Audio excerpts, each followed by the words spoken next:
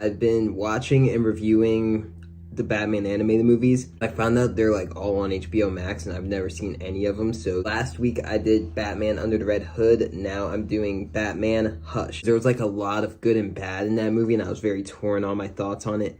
This one I'll just be straight up. I wasn't a big fan of Batman Hush. I think this movie is very bloated. I'm going to talk about the negatives first and then get into the positives. Listen how many characters are in this movie. Batman, Alfred, Nightwing, Batgirl, Poison Ivy, Catwoman, Bane, Superman, Lois Lane, Lex Luthor, this Sheev lady, which I don't know, probably some of the more hardcore Batman comic fans might know the Sheev lady. The main villain dude, Hush, Amanda Waller, Damian Wayne, Harley Quinn, Joker, Riddler, Two-Face, Mr. Freeze, Scarecrow, Clayface, Commissioner Gordon. Did I say the Riddler? The Riddler. That's what, 22? I lost count. It's too many characters to where it felt like this whole animated film, which could have, like, the first 10 minutes, you're like, whoa, this could be, like, pretty dark and pretty cool, and this Hush character could have, like, a bit of a horror vibe to him or something like that. It just feels like a best hits, like, fan service. We're gonna bring in every single Batman villain for one scene, and then that's our movie. And there's, like, a loose storyline following it with this dude Hush and how it's all connected. How did Hush get the Joker and Harley Quinn and Bane and Catwoman and Poison Ivy and Superman and Lex? Like, how did he get this big, that all these characters? It's just, it's a little bit ridiculous. What the movie should have been about, the strongest, like, overall story arc in the film is the love relationship between Batman and Catwoman and Bruce Wayne and Selina Kyle. That was the most entertaining stuff in the movie. Watching the Bat and the Cat, the whole chase.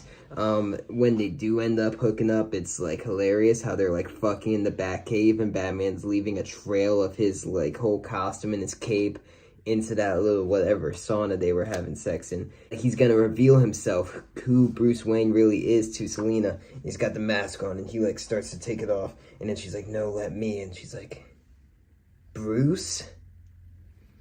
I liked their whole storyline. Every time it was about them two and just scenes with them, I was like, this movie's pretty awesome. But every time it cut away from them to go back to this stupid Hush storyline or another villain of the week, this is this villain's 2-minute cameo. I was like, ugh.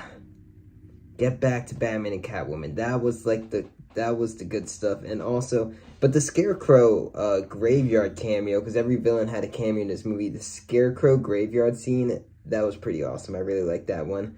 I did like the final battle between Batman and Catwoman and Riddler. I'd say the last 10 minutes of the movie is really strong when Batman's gonna die, but he won't kill the Riddler. He's holding on to him. He won't drop him in the fire because Batman's moral code, at the end of everything, he won't kill someone.